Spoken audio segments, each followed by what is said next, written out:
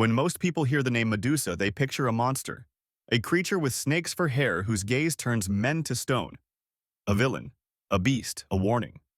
But the story of Medusa is far more tragic and far more complicated. To understand Medusa, we have to go back to the beginning. Medusa was not born a monster. She was one of three sisters known as the Gorgons: Stheno, Euryale, and Medusa. In early myths, all three were monstrous from birth, but in later and more famous versions, especially told by the Roman poet Ovid, Medusa was different. She was mortal. Unlike her immortal sisters, Medusa could age, she could die, and she was extraordinarily beautiful. Some legends say she served as a priestess in the temple of Athena, goddess of wisdom and war.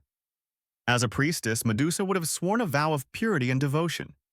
Her beauty was admired by many, especially her long, shining hair.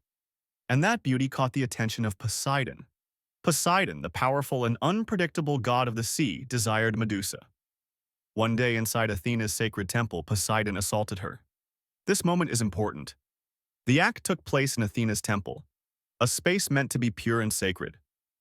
But instead of directing her anger toward Poseidon, a god equal in power, Athena turned her rage toward Medusa. Some say Athena blamed her for desecrating the temple. Others suggest Athena was jealous of her beauty. Either way, the punishment was cruel. Athena transformed Medusa's beautiful hair into writhing, venomous snakes. She altered her face so that anyone who looked into her eyes would instantly turn to stone. Imagine that. One day you are admired for your beauty. The next you are cursed so that a single glance from you destroys lives. Medusa was no longer a woman. She became a monster. She was exiled to a remote island far from civilization. There, statues of stone surrounded her, frozen figures of warriors and hunters who had tried to kill her. Every man who sought glory by slaying the monster became another lifeless monument. Over time, Medusa's name became something people whispered in fear. Then enters Perseus. Perseus was a young hero, son of Zeus and the mortal woman Danae. His story begins when King Polydectes, who wanted to get rid of him, sent Perseus on a nearly impossible mission: bring back the head of Medusa. It was meant to kill him, because no one could look at Medusa and survive. But the gods intervened. Athena, the very goddess who cursed Medusa, helped Perseus. So did Hermes. Athena gave Perseus a polished bronze shield, shiny enough to use as a mirror.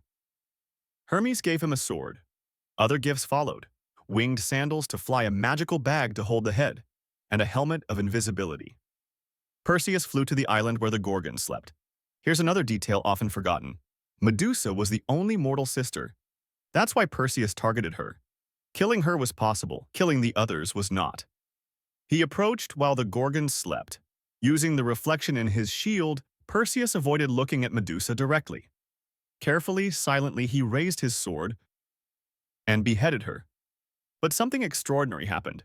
From Medusa's blood sprang two beings: Pegasus, the winged horse, and Chrysaor, a giant warrior. Both were said to be children of Poseidon, conceived before her transformation. Even in death, Medusa created life. Perseus took her head, which retained its petrifying power even after she died. He used it as a weapon on his journey home, turning enemies into stone. Eventually, he gave the head to Athena, and Athena placed it on her shield, the Aegis. Think about that. The goddess who cursed Medusa later wore her severed head as a symbol of power. Over time, Medusa became more than a monster. In ancient times, images of her head, called the Gorgoneion, were placed on shields, doors, and buildings to ward off evil. Her terrifying face became protective. In modern interpretations, many see Medusa differently, not as a villain, but as a victim of divine injustice. A woman punished for something done to her, a symbol of rage, trauma, and transformation. Her story forces us to ask difficult questions. Was Medusa evil? Or was she turned into something monstrous by forces beyond her control? Greek mythology often blurs the line between hero and villain. Gods are flawed. Justice is not always fair. And Medusa's story may be one of the most tragic examples of that. She began as a beautiful mortal woman. She ended as a decapitated weapon. But in between, she became a legend. And thousands of years later, we are still telling her story.